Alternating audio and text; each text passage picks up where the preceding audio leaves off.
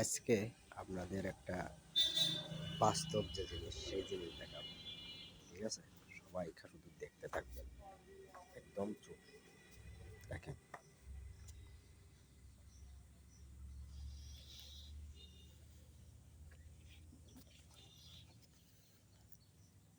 সবাই চুপ চুপ।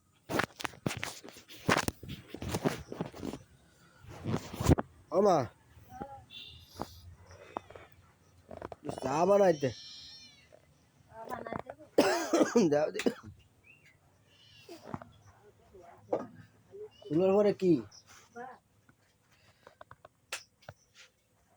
ভাত নামাইতে পারলে চা একটু গরম কাশি কাশি।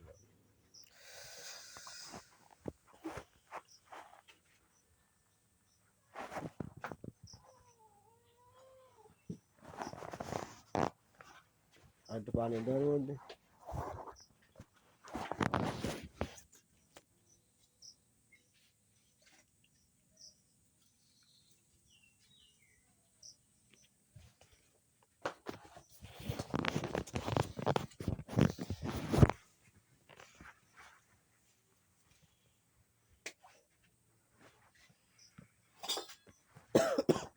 চিনি আছে।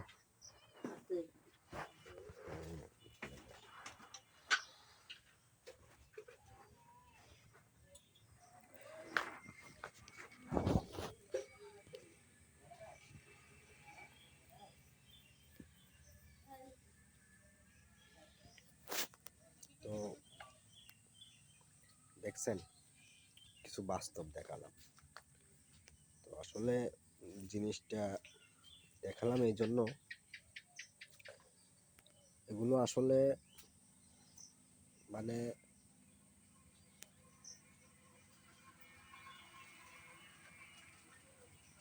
যার মা আছে, হ্যাঁ, যার মা আছে আর যে মায়ের মর্ম বোঝে, সে ছাড়া বুঝবে না, কেউ বুঝবে না। ঠিক আছে, তো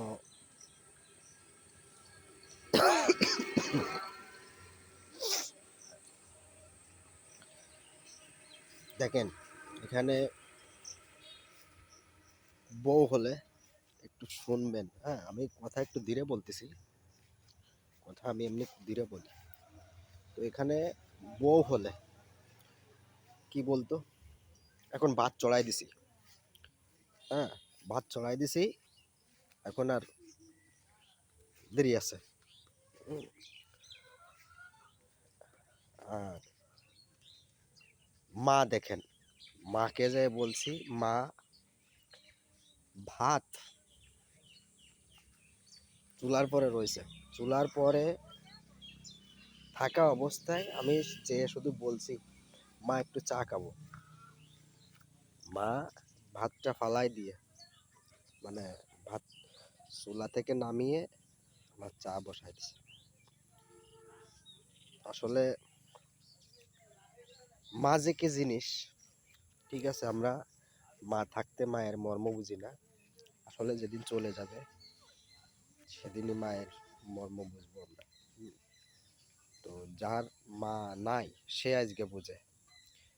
তো আমার কথার মতলব হচ্ছে, আপনারা মা যতক্ষণ বেঁচে আছে, হ্যাঁ, মা যতক্ষণ বেঁচে আছে, তো মনে করেন আপনি কি বেহেস্তের ভিতরে আছেন।